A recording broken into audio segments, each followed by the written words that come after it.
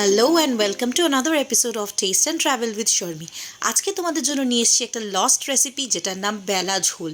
এই ঝোলটাকে বেলা ঝোল কেন বলা হয় সেটাই গল্পটা শুনলেই বুঝতে পারবে।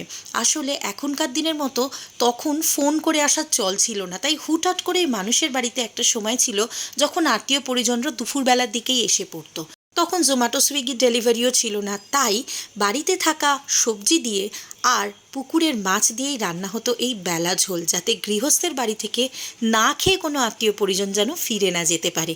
সেই জন্যই এটার নাম বেলা ঝোল। চলো দেখে নেওয়া যাক এটা রান্না করতে কি কি লাগে। প্রথমেই লাগবে মাছ, তার পেটি, লেজা, মুড়ো, ছোট ছোট যে পিসগুলো বেঁচে যায় আমাদের, সেই সব কিছু দিয়েই কিন্তু এই ঝোলটা করা যায়। দেখো, মাছগুলোকে কিন্তু আমি ধুয়ে পরিষ্কার করে নুন হলুদ মাখিয়ে ভেজে রেখেছি।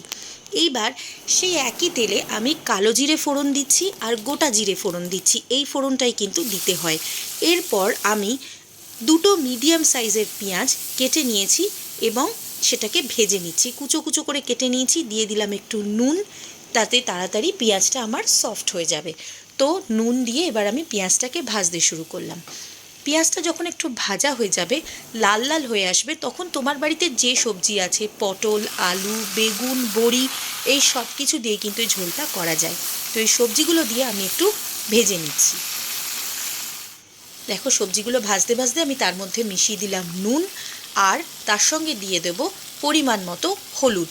আমি আবারও বলছি, নুন, ঝাল, তেল, মশলা এটা তোমরা যতটা নিজেরা খাও ঠিক সেই আন্দাজেই দেবে কিন্তু, কারণ সকলে কিন্তু একই পরিমাণ নুন ঝাল খায় না, তাই আমি নুন ঝালের কখনো কোনো পরিমাণ বলি না।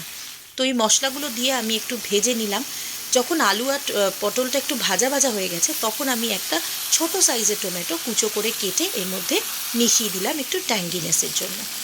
এরপর আমি এর মধ্যে দিয়ে দিলাম 1 চা চামচ আদা রসুনের পেস্ট। এই আদা রসুনের পেস্টটা দেওয়ার পরে আমি আরেকটু ভাজা ভাজা করে নেব পুরো সবজিগুলোকে।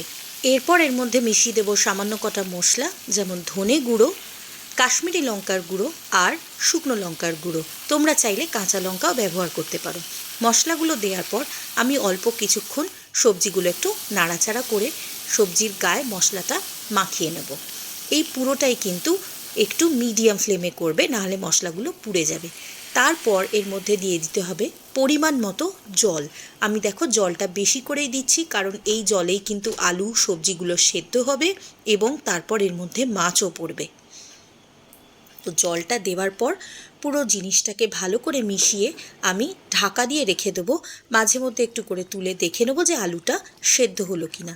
তো দেখো, আমার ঝোলটা কিন্তু একটু রিডিউস করে গেছে আর ফুটতে শুরু করেছে। এবার আমি একটা আলু চেক করে নেব যে আলুটা সেদ্ধ হয়েছে কি না। এবার বলে রাখি, চন্দ্রমুখী আলু বা জ্যোতি আলু এই দুটোর সময় কিন্তু আলাদা আলাদা সেদ্ধ হতে লাগে। চন্দ্রমুখী আলু যদি হয় তাড়াতাড়ি সেদ্ধ হয়ে যাবে মিনিট 5-এর মধ্যে, কিন্তু জ্যোতি আলু হলে সময় বেশি লাগবে। যখন আলুটা সেদ্ধ হয়ে যাবে, তারপরে ভেজে রাখা মাছ আর লেজা, মুড়োটা একটু ভেঙে এই ঝোলের মধ্যে মিশিয়ে দেবে। দেখো, আমি সবটা কিন্তু মিশিয়ে দিলাম। দিয়ে এইবার ঝোলের সাথে খুব ভালো করে এগুলোকে মিক্স করে নিচ্ছি, নিয়ে কিছুক্ষণ ফুটতে দেব। এই সময় কিন্তু তোমরা একটুখানি ঝাল, নুন এগুলো চেক করে নেবে যে আর কিছু বাড়াতে হবে কি না।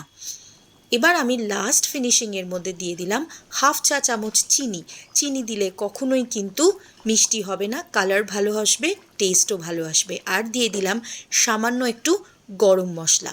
গরম মশলা দিয়ে ঝোলটাকে একটু নাড়াচাড়া করে একটু ঢাকা দিয়ে 10 মিনিট স্ট্যান্ডিং টাইম দেব। 10 মিনিট পর ঢাকা খুলে ঝোলটাকে আমি যে পাত্রে পরিবেশন করব তাতে ঢেলে নেব। ব্যাস, রেডি বেলা ঝোল। একবার এই ঝোলটা বানিয়ে খেয়ে দেখো, সত্যি বলছি ভীষণ ভালো লাগে। এটা দিয়ে কিন্তু 1 থালা ভাত পুরো খাওয়া হয়ে যাবে। আর দেখো, এই একটা ঝোলের মধ্যেই কিন্তু সব রকম পুষ্টি আছে, প্রোটিন আছে, ভিটামিনস আছে, মিনারেলস আছে, সব কিছু তুমি পাবে। এতে ফাইবারও আছে, কারণ এতে সবজিও ব্যবহার হচ্ছে। তাই এটা নিজেই একটা হোলসাম মিল। আর যদি আমার চ্যানেলটা আর আমার রেসিপিটা তোমাদের ভালো লাগে, তাহলে চ্যানেলটা সাবস্ক্রাইব করার অনুরোধ রইল। ধন্যবাদ।